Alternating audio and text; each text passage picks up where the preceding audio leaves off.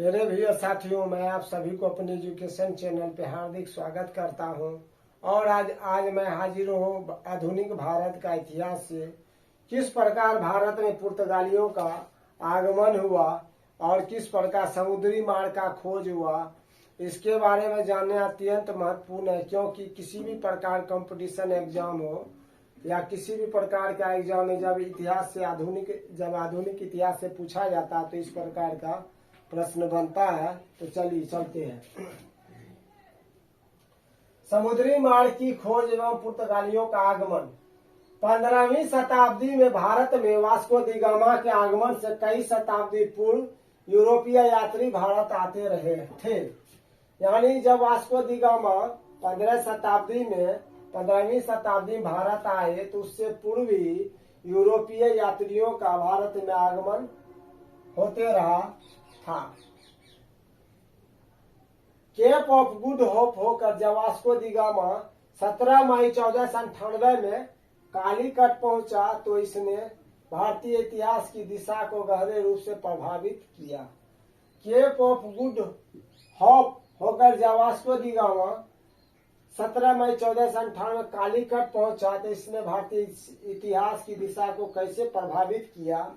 भारत में 15वीं शताब्दी में पुर्तगाली वेनिस यानी इटली का एक राज्य की समृद्धि से ईर्ष्या करने लगा और उनके लाभदायी व्यापार में हिस्सा प्राप्त करने का हर संभव प्रयास करने लगे।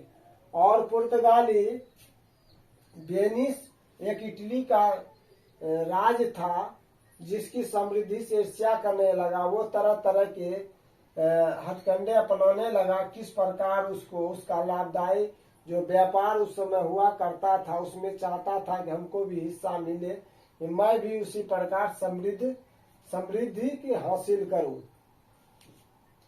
ठीक। अरब ने मिस्र एवं पर्सिया पर 7वीं शताब्दी में विजय प्राप्त कर ली।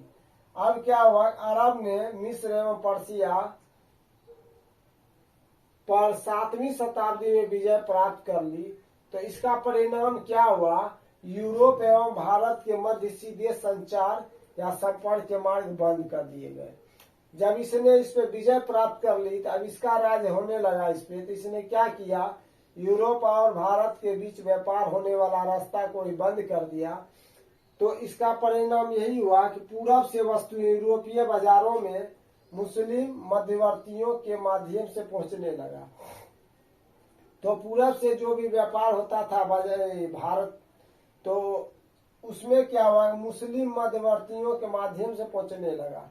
यानी अब उसको सीधा व्यापार न हो के उसको मुस्लिम कंट्री होते हुए व्यापार करना पड़ता था, मुस्लिम व्यक्तियों के संपर्क में आकर के व्यापार करना पड़ता था। वेनिस ने प्राचीन समय से इस व्यापार पर एकाधिकार बनाए रखा। और वेनिस भी जो है काफी चतुर था। उसने प्राचीन समय से ही अपना जिसमें ज्यादा लाभ होने वाला व्यापार था उसमें किसी को हिस्सेदार नहीं बनाया और अकेला उस पर राज करता था और व्यापार चलाता था। परिणाम स्वरूप क्या हुआ कि बेपनाह धन संपदा अर्जित कर लिया। और परिणाम स्वरूप इसने बेपनाह बहुत सारा धन अर्जित कर लिया। और जिससे क्या हुआ, इसका जो है इसका दूर दूर तक नाम जो है क्या हुआ, चर्चित हो गया है ना। राजकुमार हेनरी जो है पुर्तगाल का नाविक ने अपना पूरा जीवन भारत को जाने वाले समुद्री मार्ग की खोज में समर्पित कर दिया। और राजकुमार हेनरी या फिर किसी भी पुर्तगाली को समुद्री मार्ग पता नहीं था जिससे कि व्यापार जो है भारत तक किया जा सके।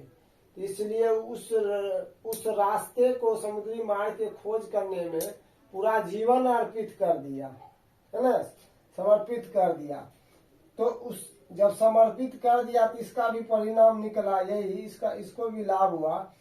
1487 ईस्वी में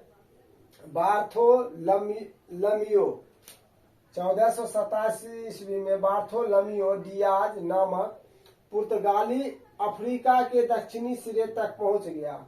और यह व्यक्ति जो था 1487 ईस्वी में बार्थोलमियो डियाज, ये पुर्तगाली अफ्रीका दक्षिणी सिरे तक पहुंच गया और इस जगह को केप ऑफ गुड होप कहा। और उस जगह जब पहुंच गया तो उसका नाम दिया केप ऑफ गुड होप।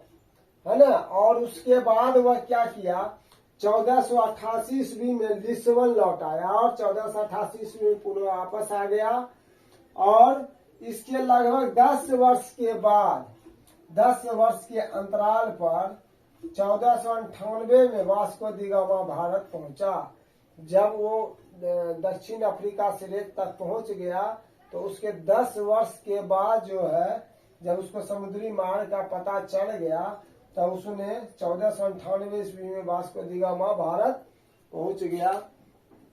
तो दर्शक साथियों, आप सभी को देखने के लिए, ध्यान से देखने के लिए धन्यवाद।